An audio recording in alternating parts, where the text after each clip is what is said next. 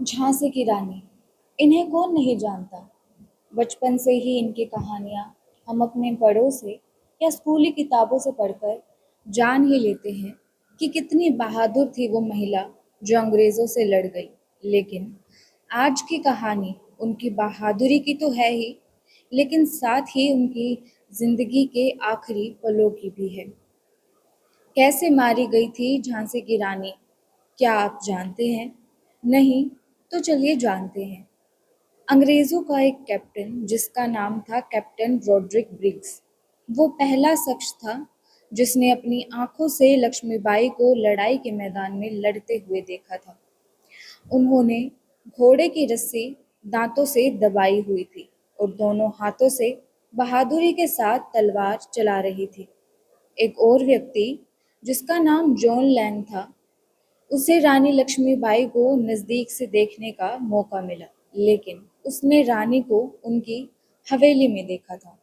जब अंग्रेज़ों ने दामोदर के गोद लिए जाने को अवैध घोषित कर दिया, तो रानी को अपना झांसी का महल छोड़ना पड़ा था। उन्होंने एक साधारण सी हवेली में शरण ली थी। बहरहाल, कैप्टन रॉड्रिक ब्रिग्स ने तय किया कि वो आगे जाकर रानी पर वार करेंगे, लेकिन वे कामयाब नहीं हुए क्योंकि रानी के घुड़सवार हर बार उन्हें घेर लेते थे और उन पर हमला कर देते थे।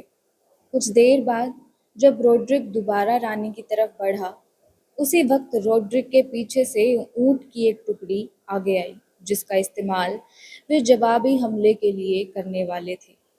जब ये टुकड़ी अचानक आई तो ब्रिटिश खेमे में फिर से जान आ गई थी। रानी ही से भाग गई। रानी के सैनिक मैदान से भागे नहीं थे, लेकिन धीरे धीरे वे कम होते जा रहे थे। रानी ने जोर से आवाज लगाई, मेरे पीछे आओ, और 15 सैनिकों का एक झुंड उनके पीछे चल पड़ा। अचानक रॉड्रिक भी चिल्लाया और उसने अपने सैनिकों से रानी को पकड़ने के लिए कहा। अब तक रानी और उनके साथी 1 मील की दूरी ही तय कर पाए थे कि कैप्टन रॉड्रिक्स के घुड़सवार उनके पीछे लग गए। एक बार फिर से लड़ाई शुरू हुई। अचानक रानी को अपने बाएं सीने में हल्का सा दर्द महसूस हुआ। एक अंग्रेज सैनिक ने रानी के सीने में संगीन घोंप दी थी। वो तेजी से मुड़ी और अपने ऊपर वार करने वाले पर पूरी तरह से टूट पड़ी। रानी को बहुत गहरी चोट नहीं लगी थी, लेकिन वहां से खून बहुत तेजी से निकल रहा था। अचानक घोड़े पर दौड़ते दौड़ते उनके सामने एक छोटा सा झरना आया। उन्होंने सोचा कि एक छलांग में घोड़ा इस झरने को पार कर जाएगा, लेकिन घोड़ा छलांग लगाने के बजाय इतनी तेजी से रुका कि रानी उसकी गर्दन पर लटक गई। उन्होंने फिर कोशिश की, लेकिन घोड़ा आगे जाने के लिए बिल्कुल तैयार नहीं था। तभी उन्हें बाईं तरफ कमर पर वार का एहसास हुआ। उनको एक गोली लगी थी। रानी के बाएं हाथ की तलवार छूटकर जमीन पर गिर गई। उन्होंने हाथ से खून को दबाकर रोकने की कोशिश की। तब तक एक अंग्रेज रानी के घोड़े के पास पहुंच गया। उसने रानी पर वार करने के लिए अपनी तलवार उठाई।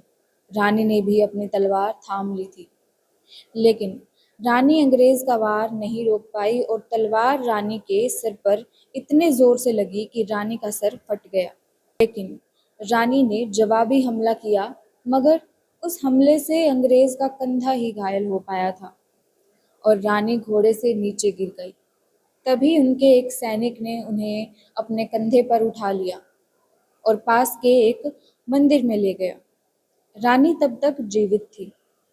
मंदिर के पुजारी ने उनके सूखे हुए होठों को गंगा जल से तर किया। रानी की हालत गंभीर थी और धीरे धीरे वे अपना होश भी खो रही थी। उधर मंदिर के अहाते के बाहर लगातार फायरिंग चल रही थी। आखिरी सैनिक को मारने के बाद अंग्रेजों को लगा कि उनका काम खत्म हो गया है। तभी रॉड्रिक जोर से चिल्लाया और कहा, वो लोग मंदिर के अंदर है, उन पर हमला करो। रानी की एक आंख चोट के कारण बंद थी। बहुत मुश्किल से उन्होंने दूसरी आंख खोली। उन्हें सब कुछ धुंधला ही नजर आ रहा था। रुक रुक के वो अपनी बात कह पा रही थी। रानी ने अपने गले से मोतियों का हार निकालना चाहा, लेकिन वो ऐसा नहीं कर पाई और बेहोश हो गई। मंदिर के पुजारी ने वो हार निकालकर सैनिक के हाथ में रख दिया।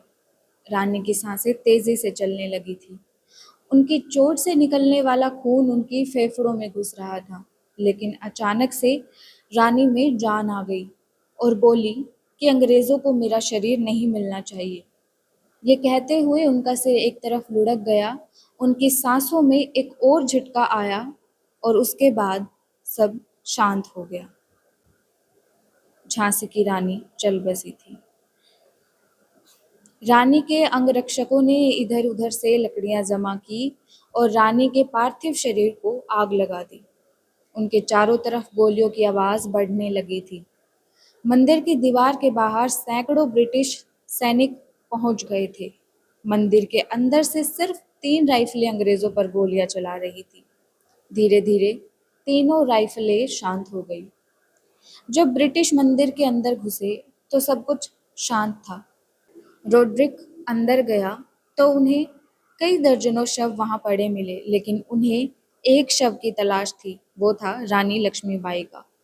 अचानक रोड्रिक की नज़र चिता पर पड़ी, जिसकी लपटें अब धीमी पड़ रही थी। उसने चिता को अपने बूट से बुझाने की कोशिश की, तभी उसे मानव शरीर के जले हुए अवशेष मिले। रानी की हड्डियां लगभग जलकर राख बन चुकी थी। उस लड़ाई में लड़ रहे एक सैनिक ने रानी के आखिरी पलों पर लिखा कि हमारा विरोध अब खत्म हो चुका था। कुछ सैनिकों से घिरी और हथियारों से लैस महिला सैनिकों में जान डालने की कोशिश कर रही थी। बार बार तेज आवाज और इशारों से सैनिकों का मनोबल बढ़ाने की कोशिश कर रही थी, लेकिन इसका कोई खास असर नहीं हो रहा था। कुछ समय में हमने महिला पर काबू पा लिया और हमारे सैनिक की कटार की तेज वार से उनके सिर पर तेज चोट आई थी, जिसके बाद सब कुछ खत्म हो गया था। बाद में पता चला कि वो महिला कोई और नहीं, झांसी की रानी लक्ष्मीबाई थी। रानी के बेटे दामोदर को लड़ाई के मैदान से सुरक्षित निकाल लिया गया था। 1860 में दामोदर ने अंग्रेजों के सामने आत्मसमर्पण कर दिया। बाद में अंग्रेजों ने उन्हें पेंशन दी। 58 साल की उम्र में उनकी मौत हो गई। जब उनकी मौत हुई तब वे पूरी तरह से गरीब थे। उनके वंशज आज भी इंदौर में रहते हैं और अपने आप को झांसी वाले कहते हैं।